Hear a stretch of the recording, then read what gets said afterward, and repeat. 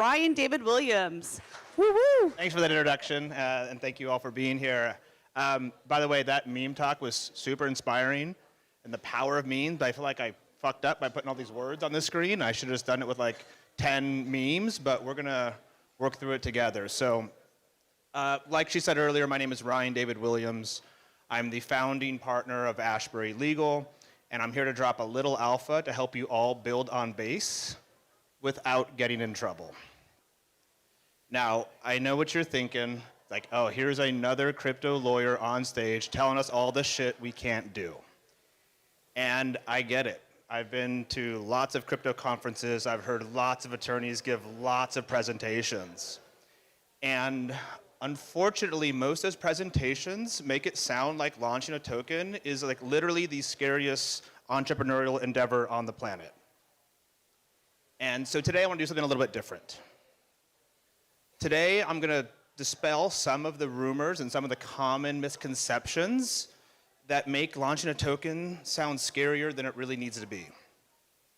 I'm calling these misconceptions legal myths, and today we're going to talk about 5 of them. So let's get started. First, who the hell am I and why should you even listen to me? So as this slide says, I'm equal parts securities lawyer, startup advisor, technologist, and yes, proud degen. I started my career as a securities lawyer on Wall Street working at a large law firm. I then moved out here to San Francisco to work exclusively with tech startups at Oric, one of the best and top tech law firms in the world. Then in 2016, I left Oric to build my own law firm focused exclusively on digital assets. And I called that firm Ashbury Legal. So what's Ashbury all about? We're a crypto-focused law firm and venture studio trying to make exceptional legal services simple, fast, and cheap.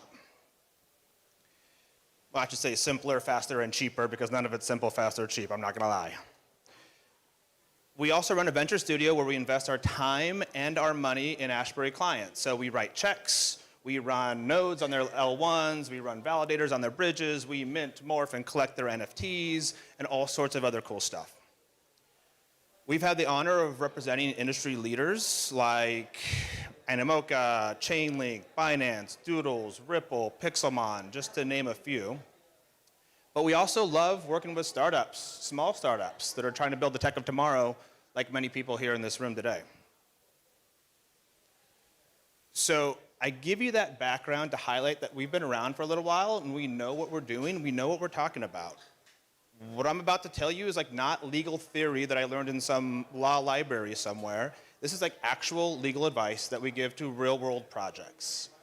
It's actual legal arguments that we make in front of the SEC in real life investigations.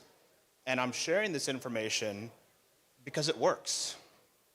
Is there some wood I can knock on around here? Someone knock on some wood if you have some near me, please, or near you, please.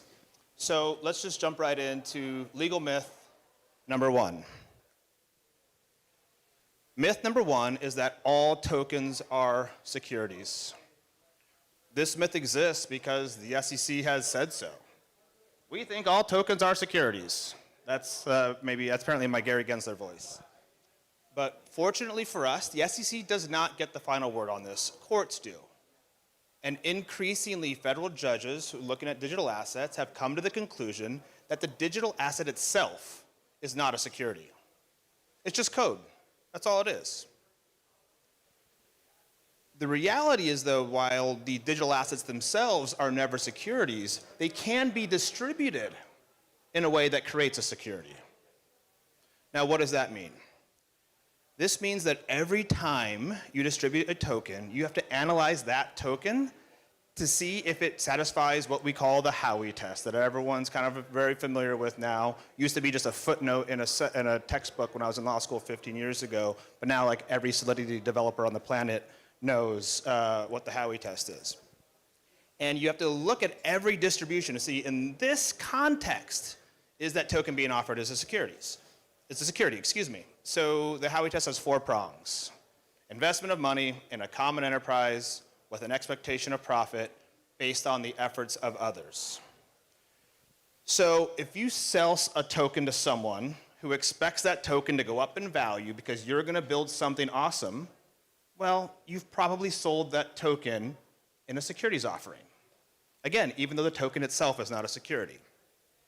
So in other words, it's not just what you create, it's how you give it away that matters. And that brings me to myth number 2.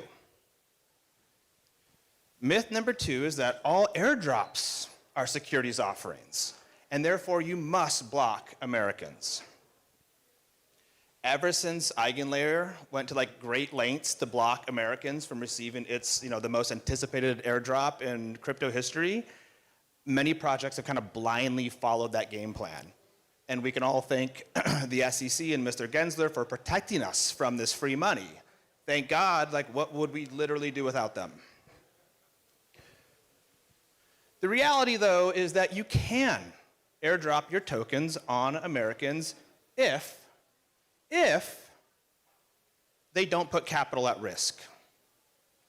Remember myth 1, that tokens themselves are not securities. Instead, we have to do this independent Howey analysis every time we give tokens away. And one of those 4 prongs was there must be an investment of money. The recipient must put capital at risk and therefore need to be protected. So if you tell your community to buy an NFT so they can get your token, guess what? They've put capital at risk, and the airdrop is probably a securities offering. On the other hand, if people buy your NFT without any expectation or mention of a token, and then you just surprise them one day with a token in their wallet like ENS did, for example, the Ethereum naming system, then they put no capital at risk for that token. Therefore, it's not a securities offering, and you do not have to block Americans from what we call a retroactive airdrop. Myth number 3. Myth number 3 is that it's illegal to sell tokens as securities. We just said that an airdrop is not a security because recipients don't make an investment of money, right? So if they do invest money, does that make it illegal? Absolutely not. The reality is that securities are legally sold every day. It's literally what built Silicon Valley and why SOMA's even a thing and we're all sitting here at this awesome venue. But there are rules that you need to follow when selling securities. Fortunately, these rules are not even that complicated. They really aren't. Just for example, a couple of them. Rule 506 of Regulation D lets you sell an unlimited number of securities to accredited investors. You've all probably heard that phrase. That's where that comes from, Rule 506. Regulation S lets you sell, an unlimited number of securities to non-US persons or people living outside the US. There are nuances to these rules, and candidly, these aren't the only rules, but at least there are clear rules that let us sell tokens compliantly even when we sell them as securities. Myth number 4. Myth number 4 is that you must have an offshore foundation in order to launch a token. This myth kind of stems from this monkey see, monkey do culture in crypto, right? That I think we've all kind of experienced a bit. A few prominent projects launched their token as a Swiss or a Cayman foundation. Honestly, probably not even fully understanding why or the implications of that. And now every project that talks to me thinks they need a Cayman Foundation company because it's going to insulate them from all US laws and is therefore the only way to launch a token. The reality, of course, is much more nuanced. The reality is that it is helpful to structure your project offshore. There are some real benefits to that are beyond the scope of this presentation, but you are nowhere near immune from US laws because you form an offshore foundation. Otherwise, you would just form an offshore foundation to do everything in your life that you said is illegal, right? I didn't rob the bank, the offshore foundation robbed the bank. So that's clearly not the panacea and the silver bullet that everyone kind of thinks it is. And while ownerless foundations are a helpful structure to promote decentralization, They convey no special rights or protections from U.S. securities laws, period, full stop. Anything you can do with an offshore foundation, you can do with an offshore subsidiary that you wholly own. So, if you want to decentralize your project, a foundation might be the right approach. But what are the legal benefits of decentralization anyways? Well, that brings us to our final myth, myth number 5. Myth number 5 is that decentralization is a required component of all token launches. The theory is that once a token has achieved, quote, sufficient decentralization, it's no longer a security, or that the token is no longer a security, that is, because there's no person or group that's like in possession of material, non-public information that should be disclosed to holders of that token. Securities laws are all about disclosure.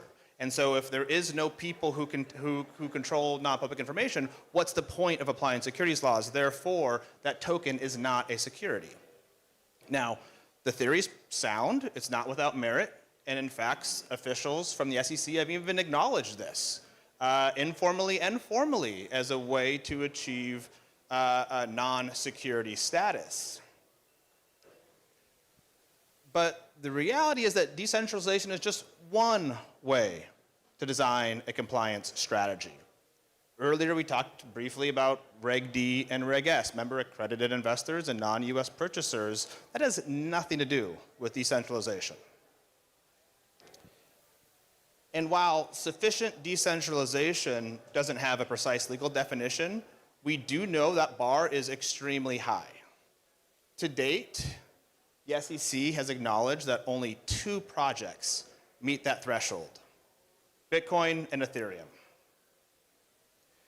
They've even said, you know, in SEC lawsuits against Coinbase and Binance that Solana and Sol is a security, right? That the Solana Foundation and all of its developers and validators are not sufficiently decentralized. So unless you really are going to go all in on decentralization because it's like core to your DNA and not just something that a lawyer told you would be helpful, unless you're really going all in, you're unlikely to decentralize enough to gain any of this regulatory protection.